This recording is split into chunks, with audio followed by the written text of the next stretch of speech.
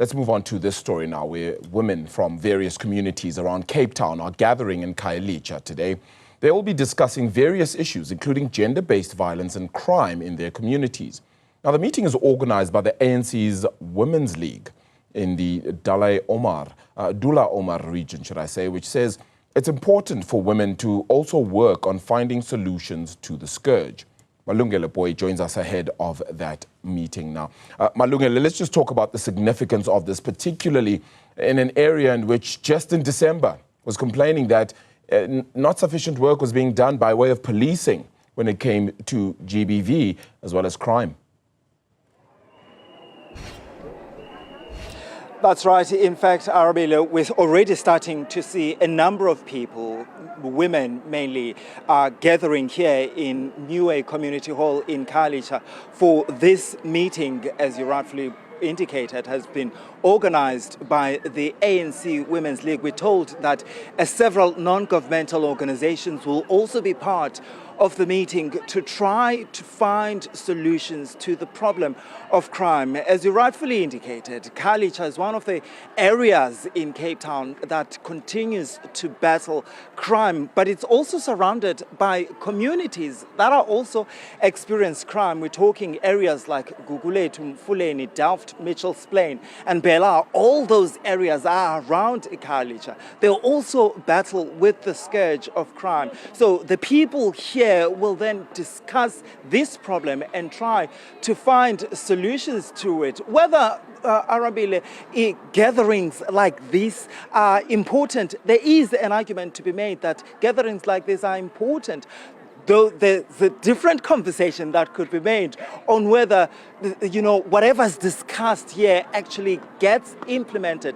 That's another discussion. So, but people here really that are gathering here are very keen on discussing the issues of crime that are affecting them in their communities.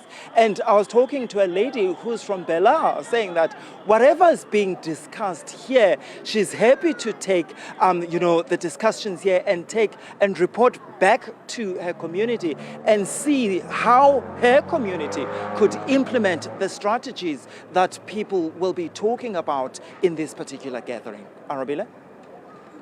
Need to be very isolated, right? You want to try and have as many broader parts of the community so that the scourge itself is dealt with from the root cause, whether it be from early childhood development right through to law enforcement. Are you seeing any of those partners being part of that meeting, the likes of the police, the likes of aid organizations which may be able to help?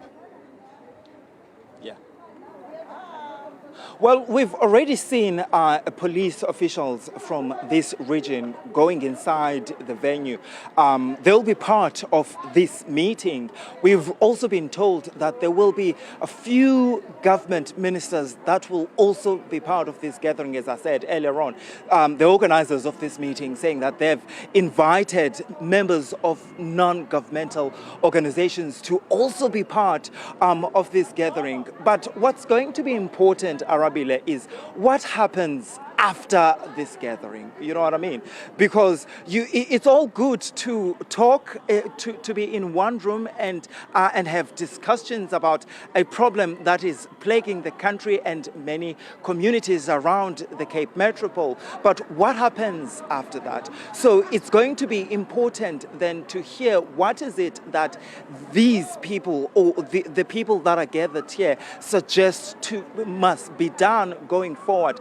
They will need to bring a number of parties, including the police, because police can't also do it alone, you know what I mean? That's also something that they will say. But I must also mention, Arabile, that last night we're part of a night vigil here in Khayelitsha at Site B.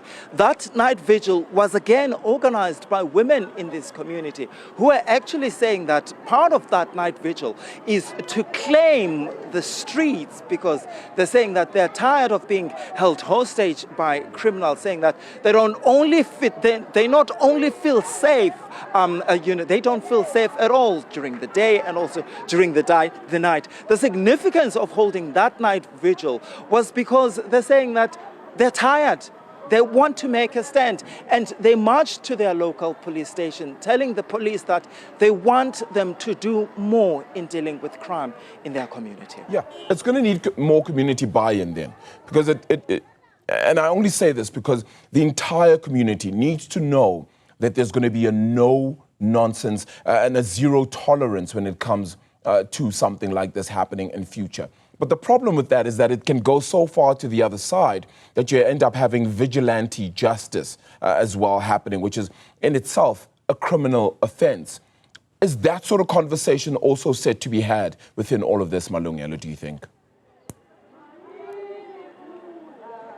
Look, it's going to be an important element of this gathering. They have to deal with the issue of vigilantism. In fact, we have been told that last night a community here in Khayelitsha had set alight a church of a pastor who is suspected or to have raped, people, in his community, and we're told that that pastor had been arrested. And what local community members did last night, they set the church alight.